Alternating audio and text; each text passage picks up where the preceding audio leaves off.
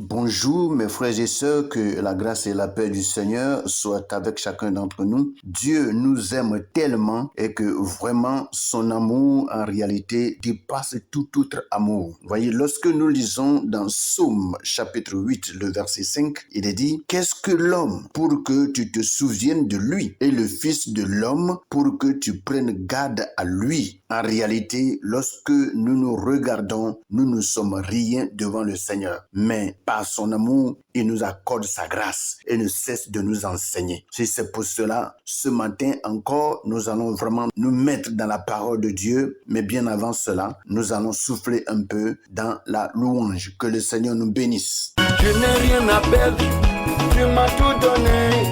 Je n'ai rien à craindre parce que tu m'as tout donné. Jésus, tu m'as tout donné. Sauveur, tu m'as tout payé. Merveilleux Jésus, tu m'as tout donné. Tu m'as donné la joie, tu m'as donné la vie. Je n'ai plus rien à craindre, tu m'as tout donné. Wonderful Jesus, powerful Jesus. Jésus, ton nom est merveilleux. Mon sauveur, ton nom est merveilleux.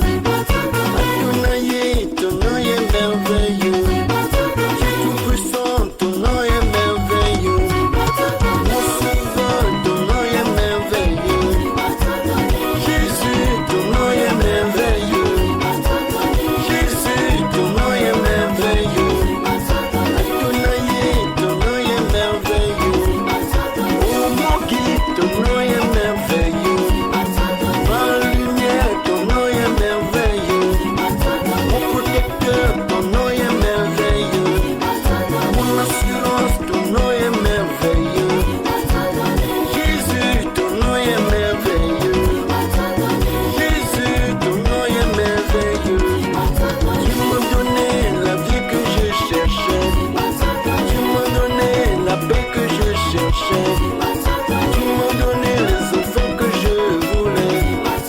Tu m'as donné la famille que j'ai tant cherché.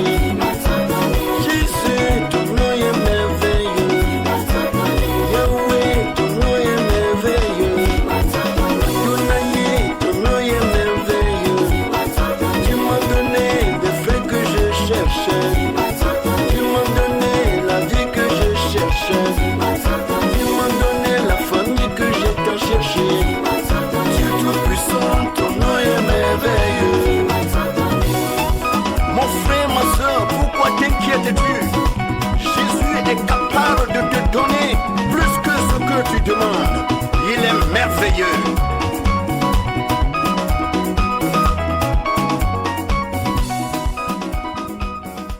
Je viens à toi ce matin, notre Père céleste, pour te rendre toute la gloire, la puissance, la force et l'élévation, parce que toi seul es digne d'être élevé, toi seul es digne d'être célébré et glorifié en toutes choses dans le nom puissant de Jésus. Merci pour ton amour, merci pour ta compassion, notre Dieu. Merci de ce que tu es assumé toute la sécurité sur la vie de chacun d'entre nous et tu nous donnes d'être debout en pleine santé au devant de toi. Sois remercié dans le nom puissant de Jésus-Christ. Merci Papa pour tous tes bienfaits. Nous sommes encore là ce matin pour recevoir de toi la parole de vie qui, Seigneur, nous donne le salut dans le nom puissant de Jésus-Christ. Père, enseigne-nous et instruis-nous ce matin au nom de Jésus. Amen. Frères et sœurs, nous sommes encore là pour recevoir de la part de Dieu, oui, la parole qui nous régénère et qui nous comble de joie et de paix. Et c'est pour cela, sans trop tarder, je vais demander à chacun d'entre nous de prendre sa Bible dans le livre de Ecclésiaste, chapitre 8, à partir du verset 4 au verset 6. Et je vais lire rapidement dans le livre de Louis II.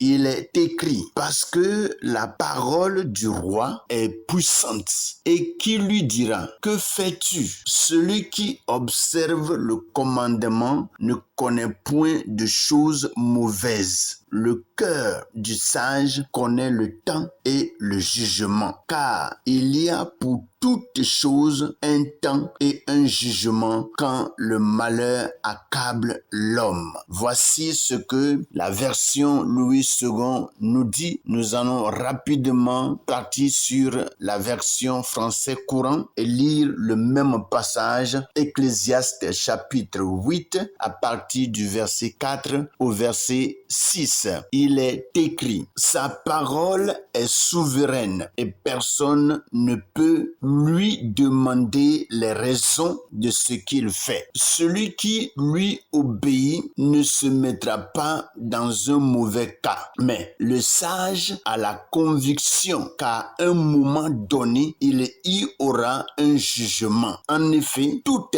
action sera jugée un jour parce que la méchanceté des humains est grande. Voici ce que le français courant nous donne ce matin et nous allons profiter de ces deux versions pour méditer notre parole de ce jour. Nous repartons rapidement vers la version Louis II et commencer notre méditation. Je lis le verset 4 pour débuter notre méditation. Parce que la parole du roi est puissante et qui lui dira: que fais-tu? Nous voyons ici que le verset 4 est le verset qui complète le verset 3 que nous avons médité hier, qui est un peu en haut, que je vais rapidement lire, et il est dit: ne te hâte pas de t'éloigner de lui. On parle ici du roi, bien sûr, et ne persiste pas dans une chose mauvaise, car il peut faire tout ce qui lui plaît. On parle ici du roi qui vraiment peut faire ce qui lui plaît. Et le verset 4 continue pour dire: parce que la parole du roi est puissante. Et qui lui dira: que fais-tu? En réalité, le roi est tellement respecté dans tous les royaumes que le roi prend la position de Dieu. Et lorsque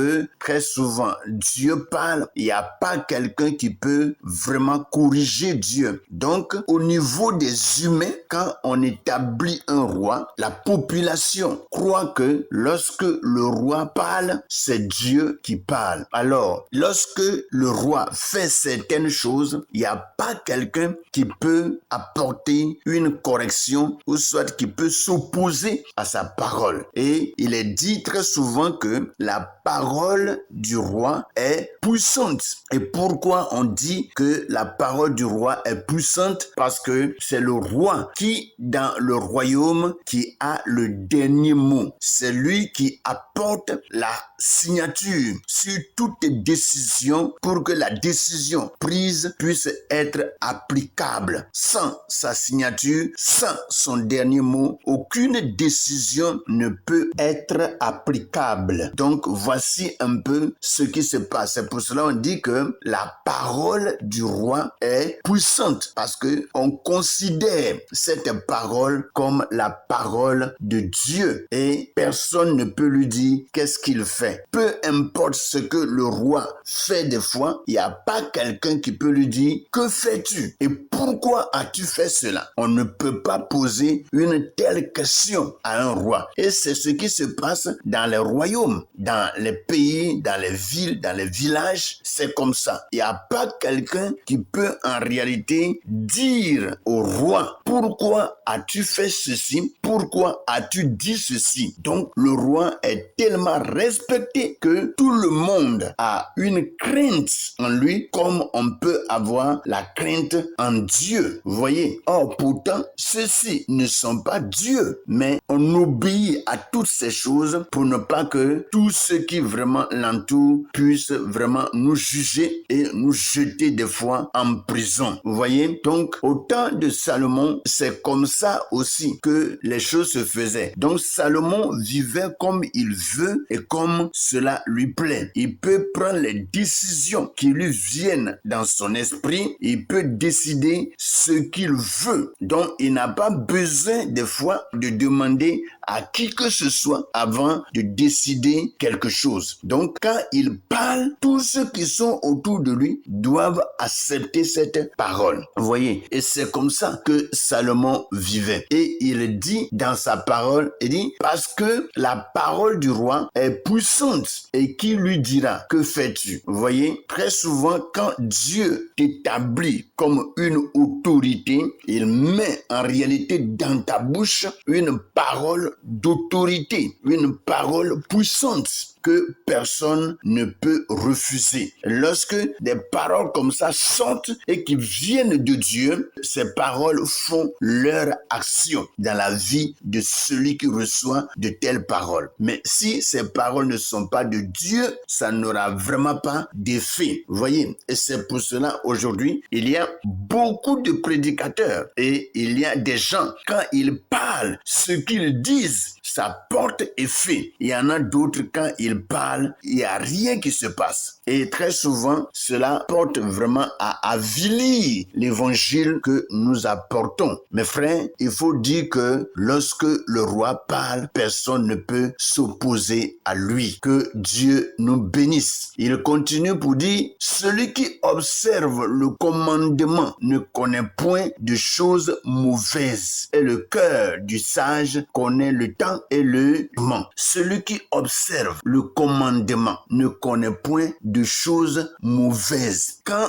on observe, c'est-à-dire on pratique le commandement, on pratique la loi, on pratique l'ordonnance de Dieu ou bien l'ordonnance d'un roi, on ne doit vraiment pas faire ou soit connaître des choses mauvaises, c'est-à-dire des choses qui sont contraires à l'ordonnance qui a été donnée, des choses qui sont contraires à la loi qui a été donnée. Parce que si vraiment tu agis contrairement à la loi qui a été donnée, tu es punissable. Et c'est comme ça dans le royaume. Et très souvent, dans le royaume, nous observons toutes ces choses. Mais des fois, lorsque Dieu, qui est Dieu, le créateur de toutes choses, nous parle, nous refusons d'observer ses paroles. Et très souvent, nous avons des problèmes, des difficultés à cause de ce que nous refusons d'appliquer les ordonnances de Dieu, les lois de Dieu dans notre vie. Et cela nous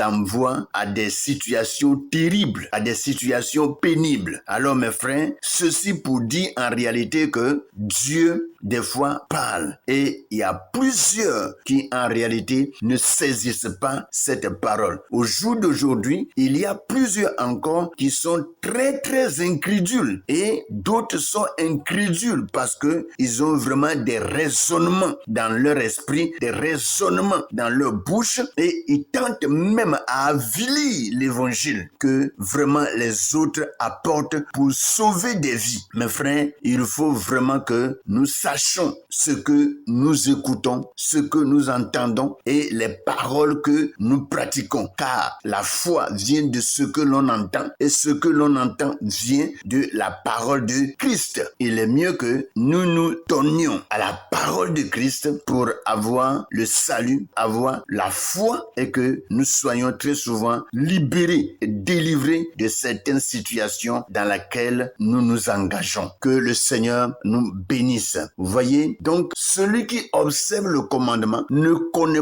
point de choses mauvaises et le cœur du sage connaît le temps et le jugement. Quelqu'un vraiment qui est sage connaît le temps et le jugement. Lorsque tu es sage et que tu sais examiner toutes choses, tu vas connaître les temps, c'est-à-dire les bons temps, les temps qui sont agréables à Dieu, les temps qui sont agréables à toi et les jugements qui peuvent arriver par rapport à notre manière de vivre. Et nous savons tous que tout acte que nous posons, il y a un jugement qui vient. Que ce soit un meurtre que tu as commis, que ce soit une injure que tu as proférée sur quelqu'un, il faut dire que il il y a un jugement pour toutes ces choses. Et c'est pour cela nous devons beaucoup faire attention et craindre Dieu pour ne pas vraiment tomber dans les pièges de l'ennemi en désobéissant à la parole de Dieu. Vous voyez, il dit car il y a pour toutes choses un temps et un jugement. Quand le malheur accable l'homme, car il y a pour toutes choses un temps et un jugement. Quand le malheur accable l'homme, quand un malheur vient à frapper l'homme, nous devons vraiment savoir que il y a un jugement, il y a un temps pour toutes choses. Vous voyez, et c'est pour cela nous ne devons pas vraiment nous amuser avec la vie et chercher à agir ou soit à se comporter comme nous voulons ou soit à se comporter comme cela nous plaît. Nous devons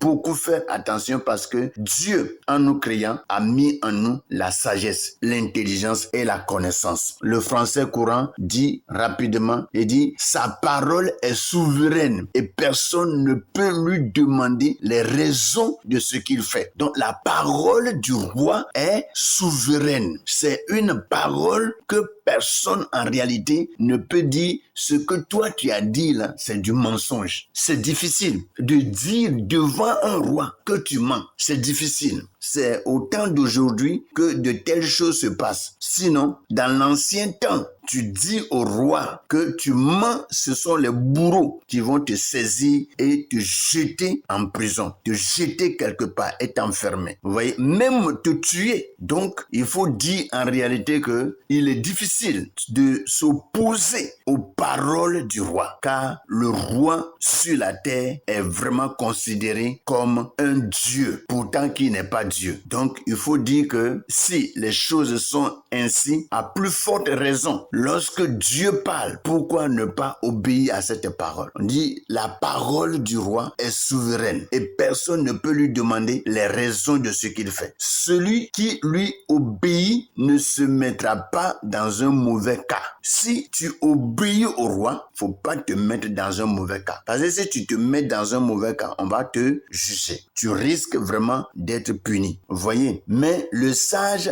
a la conviction qu'à un moment donné, il y aura un jugement. Le sage doit avoir la conviction qu'à un moment donné, dans tout ce que nous faisons, tout ce que nous disons, dans tout comportement que nous posons, dans toute action que nous posons, il y a vraiment un jugement. Mes frères, la vie n'est pas facile et c'est pour cela il faut vraiment s'accrocher à Dieu pour avoir une direction. Parce que sans lui, l'homme ne peut vraiment pas vivre comme sa parole nous le dit. Alléluia. En effet, toute action sera jugée un jour parce que la méchanceté des hommes est grande. Oui, les hommes en réalité sont très méchants et leur méchanceté est grande. Il faut vraiment que nous demandons à Dieu de nous aider pour que la méchanceté qui est en nous soit enlevée et que sa bonté soit notre partage et que nous puissions vivre dans la bonté pour une meilleure et glorieuse vie sur cette terre dans le nom puissant de Jésus. Soyez bénis et que vous-même, vous continuez de plonger vos regards dans cette parole et recevoir plus d'instructions et plus de leçons par la puissance du Saint-Esprit. Passez une bonne et merveilleuse journée dans le nom puissant de Jésus. Amen.